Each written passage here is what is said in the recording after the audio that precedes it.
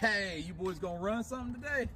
Yeah, man, we're in there busting our tail. Hey, man, you know I ran 45,000 pieces yesterday, bro. Y'all gotta get on my level, man. They put some extra in your check for that? Nah, but you know when I go and ask for a promotion, they gonna see all the stuff I ran, man, and how I'm outrunning y'all. So yeah, enjoy being on the floor, bud. I'm telling you boys, man, I could train y'all, man, because don't nobody in the whole company outrun me. I run more than everybody every single day. I'm in here an hour earlier than y'all. I leave an hour later. Man, God, my numbers are crazy, bro. Yeah, but like we get paid the same. Yeah, but I'm telling you, when it comes time for a promotion, they're going to see how much I'm running and how much y'all don't run. They're going to be like, man, Mike's the best. Who we want as the supervisor? We want the best as the supervisor. And if they want the best, they want Mike. All right, we'll see. Hey, Mike, did you get a raise? Yeah, I got a quarter. Hey, that's what I got. That ain't too bad. Did you get the promotion you were looking for? No. They said that I was too valuable to production. Yep. Yep, I heard that one before. But hey, man, look at it this way. At least you made Steve's bonus really, really sweet.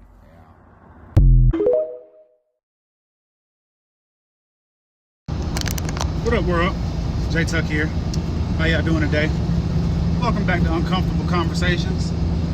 Today I wanted y'all to look at this video, and I wanted y'all to see just how, honestly, I used to think. I used to, pat myself on the back. I used to brag about being called the route killer, meaning that I could do any route at US Foods, at PFG.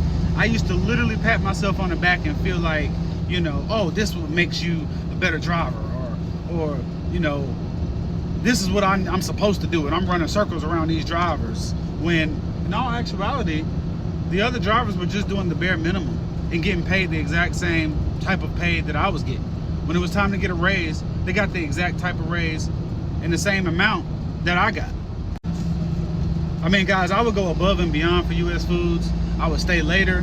I would come in early just so I could get a better start on the day, so I could do my pre-trip and post-trips thoroughly, so I could go and help other drivers as well. Like, I had no problem with doing any of that stuff until I started to realize that I didn't matter. And what I mean by that is that one day that I was fatigued and I tried to call in, and actually I went up to my job. And I told them that I was fatigued. To make a long story short, they said that I pointed out. If you're a truck driver, you know what that means. It means that I pointed out even though I was fatigued. A lot of people said I had a lawsuit for illegal termination and that they can't fire you from being fatigued. That is probably so. But the most hurtfulest thing is that I realized that I was expendable. I realized that I was just another warm body that drove their trucks and that was in that seat. Just like this man in this video realized once he got a 25-cent raise. Ladies and gentlemen, I just want to tell you guys, if you guys don't already know this, this is something that my wife has helped me realize, that we do not matter to these companies. We are not going to retire after 30, 40 years at the exact same company. In 2024 and 2025, companies are not built that way. Companies are built to keep you stagnant and to pay you just enough to come back the following week if you get paid every week, or every other week if you get paid every 2 weeks. I want to continue to put this in the forefront and have these uncomfortable conversations about these jobs, aka careers, that we are now diving into. To be totally transparent with you, I am a truck driver, and I am seeing that the world is going to technology and is going to cyberspace, is going to the internet, is going to tech. If you get into the tech world right now, I promise you, at the ground level, in the next 5 to 10 years, you will be making more than most truck drivers. And that's a fact. We are in the day and age, and this generation, meaning my kids, our kids, are in the generation where they are using their brain power to make hundreds of thousands of dollars, and not physical labor and manpower.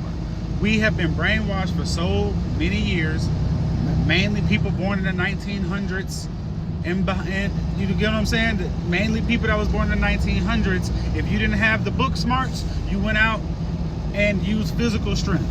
I teach my kids and tell my kids all the time that I want them to exercise their right to use their brain power, because I promise you it's a whole hell of a lot harder to use that physical power.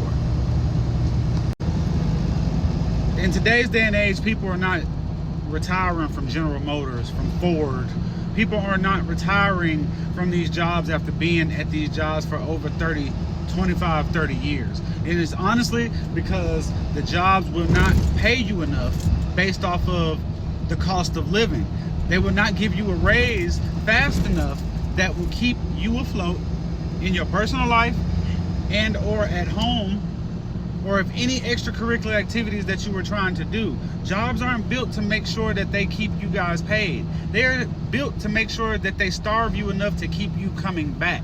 That's why in 2024 and 2025, we have so many people that are hopping from job to job. There's no loyalty. Just like there's no loyalty in the NBA with the NBA teams and the GMs and so on. The only difference is that they're at a bigger tax bracket. They're playing with larger money. They actually have, the reason why these players and basketball players and sports and athletes can afford to not play, because they got millions in the bank. If somebody treats them unfairly on their team, they cannot play. They can decide to walk away from the game if they want to and be just fine. The problem that we live in the real world is that if you have multiple kids, like me, family of 6, there are times or situations that you might have to really think twice, or your lifestyle that you are comfortable in might be just a little bit or a lot of bit uprooted if you decide to go on strike and not work for that company. If you decide to call your boss and say, hey, I don't like the way y'all talking to me, or what you guys have me doing is unsafe, so therefore I'm not gonna work. You have to either bust your behind to go and find another job before them bills start piling up, because you know Uncle Sam want his money. And so does Sally Mae and everybody else that we can think of that got their foot on our neck. When it comes to these bills, it don't matter what unfortunate situation that you're in. If you're sick and you're out of work for a long period of time, you think your job care about you? No, that ain't every job. Some jobs, are fair. Some jobs know what it feels like to not be able to make the ends meet. So they try to work with you. But like, come on, man. Like, you think that majority of these Fortune 500 companies will save your job if you are out for a critical illness? That's why you have critical illness, but let you not have that in your insurance. Meanwhile, the job pays for your insurance, or halfway pays for it, right? See, a lot of us parents are working at these companies that we don't agree with their statements. We don't agree with how they operate, but they got the best health insurance for our kids.